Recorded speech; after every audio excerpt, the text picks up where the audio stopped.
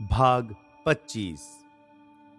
वैज्ञानिक अवचेतन मन का प्रयोग कैसे करते हैं। इतिहास के सबसे रचनात्मक वैज्ञानिक अवचेतन मन के सच्चे महत्व को जानते थे।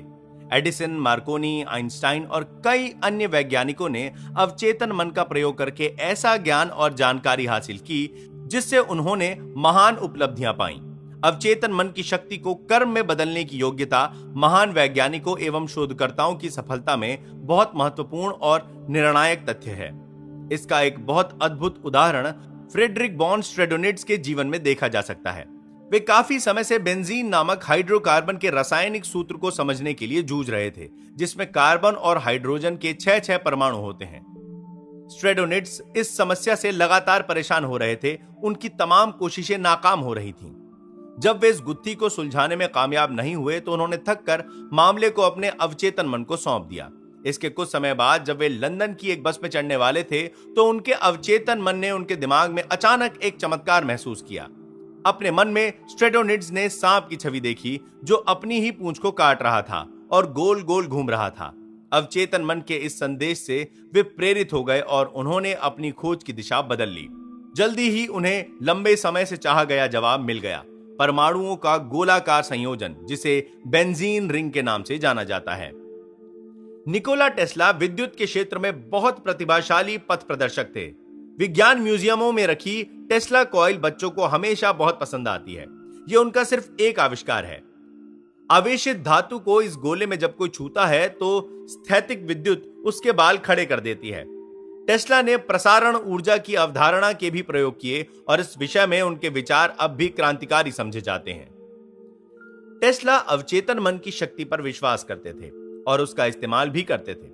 जब भी उनके मन में किसी नए आविष्कार या नई शोध का विचार आता था, वे अपनी कल्पना में उसकी तस्वीर बनाते थे और फिर उसे अवचेतन मन के हवाले कर देते थे। वे जानते थे कि उनका अवचेतन मन उसे सही तरीके से पूरा बना देगा और उनके चेतन मन को वे सारी बातें बता देगा जो इसे साकार करने के लिए जरूरी हैं।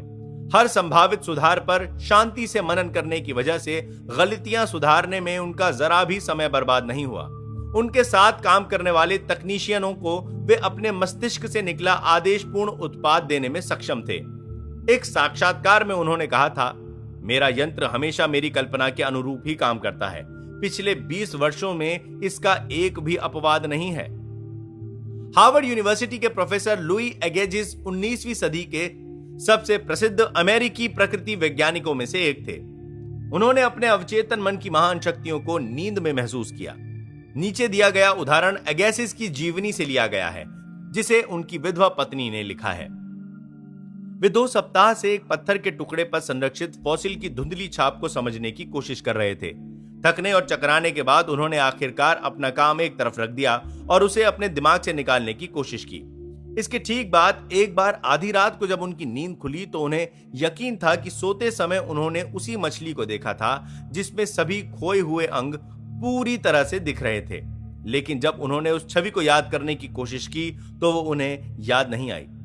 बहरहाल वो ये सोचकर जॉर्डिन डेस प्लांटेस के पास एक बार फिर उस छवि को देखने गए ताकि शायद उससे उन्हें सपना याद आ जाए। ये कोशिश बेकार हुई। धुंधला रिकॉर्ड पहले जितना ही अस्पष्ट था। अगली रात को मछली उन्हें दोबारा दिखी, लेकिन परिणाम पहले से ज्यादा संतोषजनक नहीं थे। पहले की तरह ही जागने पर छवि गायब हो गई। वही अनुभव एक बार फिर दोहराया जाएगा। इस उम्मीद में तीसरी रात को उन्होंने सोने से पहले अपने पलंग के पास एक पेंसिल और कागज रख लिया। हुआ भी यही। सुबह के करीब मछली एक बार फिर उनके सपने में आई। पहले तो अस्पष्टता से, लेकिन बाद में इतनी स्पष्टता से कि उन्हें इसके जैविक अंगों के बारे में जरा भी शंका नहीं रह गई थी। आधे सपने और पूरे अंधेरे में उन्होंने बिस्तर के पास रखे कागज पर मछली की आकृति बना ली। सुबह जब वे जागे तो अपने रात वाले स्केच में ऐसे अंग देखकर हैरान रह गए जिनके बारे में उन्हें लगता था कि फॉसिल में इनका मिलना असंभव था। वे जल्दी से जॉर्डिन डेस प्लांटेस के पास गए। स्केच के मार्गदर्शन से उन्होंने पत्थर की सतह को छेनी से छीला, जिसके नीचे मछली के बाकी अंग छिपे हुए थे। जब मछली पूरी तरह से बाहर आ गई तो वो उनके सपने व स्केच के अनुरूप निकली और वे आसानी से उसका वर्गीकरण कर पाए। 1920 के दशक के मशहूर कैनेडियन डॉक्टर और शोधकर्ता डॉक्टर फ्रेडरिक बैटिंग ने अपना ध्यान डायबिटीज की ओर केंद्रित किया। उस समय तक चिकित्सा विज्ञान इस बीमारी की रोकथाम का कोई प्रभावी उपाय नहीं सुझा पाया था। डॉक्टर बैटिंग ने इस विषय पर प्रयोग करने और इस पर उपलब्ध अंतरराष्ट्रीय साहित्य के अध्ययन में काफी समय लगाया, लेकिन उन्होंने जो भी रास्ता निकाला वो बंद मिला। असफल कोशिशों के लंबे दिनों के बाद एक रात को वो सो गए। नींद में उन्हें अवचेतन मन ने निर्देश दिया कि वे कुत्तों की बिगड़ी हुई पैनक्रियाटिक डक्ट से अवशेष निकाल लें। इस प्रेरणा से वे इंसुलिन की खोज कर पाए, जो आज भी असंख्य लोगों की मदद कर रही है। डॉक्टर बैटिंग काफी समय से चेतन मन से इस समस्या को सुलझाने की कोशिश कर रहे थे। उनके अवचेतन ने इसके अनुरूप प्रतिक्रिया की। इससे यह निष्कर्ष नहीं निकलता है कि आपको भी हमेशा रातों रात जवाब मिल जाएगा। हो सकता है जवाब कुछ समय तक न मिले। हताश न हो। हर रात सोने से ठीक पहले समस्या अपने अवचेतन मन के हवाले इस तरह करते रहें जैसे आपने ये काम पहले कभी न किया हो। अगर समाधान मिलने में ज्यादा देर लगे तो संभव है आप ये सोच रहे हो कि अवचेतन मन को सौंपा गया सवाल इतना बड़ा है कि उसे सुलझाने में लंबा समय लग जाएगा।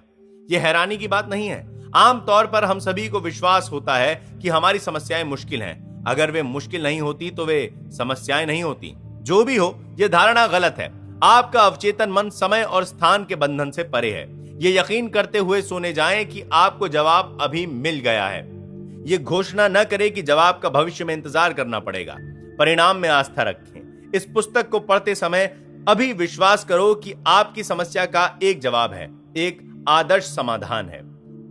डॉक्टर लॉथर वैन ब्लैंकश्मिट प्रतिभाशाली इलेक्ट्रॉनिक्स इंजीनियर थे। द्वितीय विश्व युद्ध के दौरान उन्हें एक सोवियत कंसंट्रेशन कैंप में कैद कर दिया गया। वे अपने बचाव और अंततः आजादी की ओर भाग निकलने का श्रेय अपने अवचेतन मन की शक्तियों को देते हैं।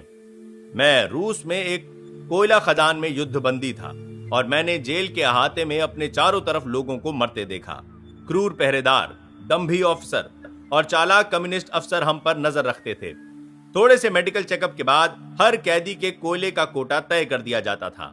मेरा कोटा 300 पाउंड प्रतिदिन था। अगर कोई कैदी अपना कोटा पूरा नहीं करता था तो उसे मिलने वाले थोड़े से राशन में भी कटौती कर दी जाती थी और कुछ ही समय में वो कब्र में पहुंच जाता था। मैं वहां से भागने पर ध्यान केंद्रित करने लगा। मैं जानता था कि मेरा अवचेतन मन किसी न किसी तरह कोई रास्ता खोज लेगा। जर्मनी में मेरा घर बर्बाद हो गया था। मेरा परिवार मिट गया था। मेरे सभी मित्र और पूर्व सहयोगी या तो युद्ध में मारे जा चुके थे या फिर कंसंट्रेशन कैंपों में कैद थे।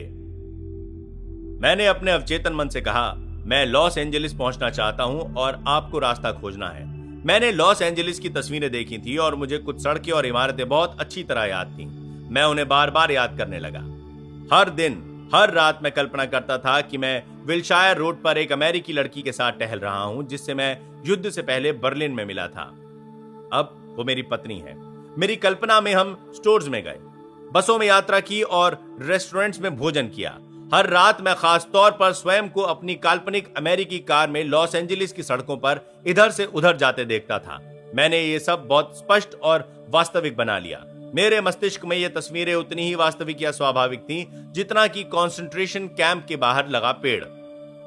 हर सुबह प्रमुख पहरेदार लाइन में खड़े कैदियों को गिनता था। वो कहता था 1, 2, 3 आदि। एक दिन जब 17 नंबर पुकारा गया, जो मेरा क्रम था, तो मैं अलग खड़ा हो गया। इस बीच पहरेदार को किसी ने एक आध मिनट के लिए बुलवा लिया और वापस लौटने पर उसने गलती से अगले आदमी को 17 नंबर के रूप में गिन लिया। जब शाम को कैदी लौटे तो उनकी संख्या पूरी निकली। किसी को पता नहीं चला कि मैं नहीं लौटा हूं और मैं जानता था कि यह पता चलने में उन्हें काफी समय लगेगा। मैं बिना किसी को पता चले कैंप से बाहर निकल गया और 24 घंटों तक पैदल चलता रहा। अगले दिन मैंने एक वीरान कस्बे में आराम किया। मैं मछली पकड़कर और कुछ जंगली पक्षियों का शिकार करके उन्हें खाकर जिंदा रहा। मैंने पोलैंड जाने वाली कोयले की ट्रेनें देखी और रात को उनमें यात्रा की जब तक कि मैं पोलैंड नहीं पहुंच गया। दोस्तों की मदद से मैंने लूसन, स्विट्जरलैंड का रुख किया। एक शाम पैलेस होटल लूसन में मैंने एक अमेरिकी व्यक्ति और उसकी पत्नी से बात की। उस आदमी ने मुझसे पूछा कि क्या मैं सांता मोनिका, कैलिफोर्निया में उसके घर अतिथि बनना पसंद करूंगा। मैंने स्वीकार कर लिया। लॉस एंजलिस पहुंचने पर मैंने पाया कि उनका शॉफर मुझे विल्शायर रोड तथा अन्य सड़कों पर ले जा रहा था जिनकी स्पष्ट कल्पना मैंने रूसी कोयला खदान में महीनों तक की थी। मैंने उन इमारतों को पहचान लिया जिन्हें मैंने अपने मन में इतनी बार देखा था। ऐसा लग रहा था जैसे मैं पहले भी लॉस एंजलिस आ चुका हूं। मैं अपनी मंजिल तक पहुंच गया था। मैं कभी भी अवचेतन मन के चमत्कारों पर हैरान होना बंद नहीं कर सकता, क्योंकि इसके पास ऐसे तरीके होते हैं जिनके बारे में हम कुछ नहीं जानते। आपके अवचेतन मन में मानव जाति के इतिहास में हुई हर चीज की स्मृति होती है। प्राचीन खंडहरों और पूर्व संस्कृतियों के लोगों द्वारा छोड़ी गई असंख्य वस्तुओं का अध्ययन करने वाले पुरातत्ववेत्ता अपने काम में काल्पनिक अनुभूति का बेहतरीन प्रयोग कर सकते हैं। उनका अवचेतन मन प्राचीन दृश्यों के पुनर्निर्माण में उनकी सहायता कर सकता है। मृत अतीत दोबारा सजीव बन सकता है। वैज्ञानिक इन प्राचीन इमारतों के टुकड़ों को देखता है और पूर्व सभ्यताओं के बर्तनों, मूर्तियों, औजारों तथा घरेलू सामानों का अध्ययन करता है। अपने शाश्वत मस्तिष्क के डेटा बैंक द्वारा वैज्ञानिक ये जानने में सक्षम होते हैं कि ये वस्तुएं कब, कैसे और क्यों बनाई गईं। वैज्ञानिक की पैनी एकाग्रता और अनुशासित कल्पना अवचेतन मन की निहित शक्तियों को जगा देती है। यह उस प्राचीन स्तंभों पर छतों की कल्पना करने में समर्थ बनाती है और इमारतों को बगीचों, तालाबों तथा फव्वारों की कल्पना करने में भी सक्षम बनाती है। कंकाल पर आंखें, नसें और मांसपेशियों का लबादा डाल दिया जाता है और वे एक बार फिर बोल व चल सकते हैं। मृत अतीत जीवन वर्तमान बन जाता है और हम पाते हैं कि मस्तिष्क में समय या स्थान की कोई दूरी नहीं होती है। अनुशासित, नियंत्रित और निर्देशित कल्पना से आप हर युग के सबसे महान वैज्ञानिकों और प्रेरित चिंतकों के साथी बन सकते हैं।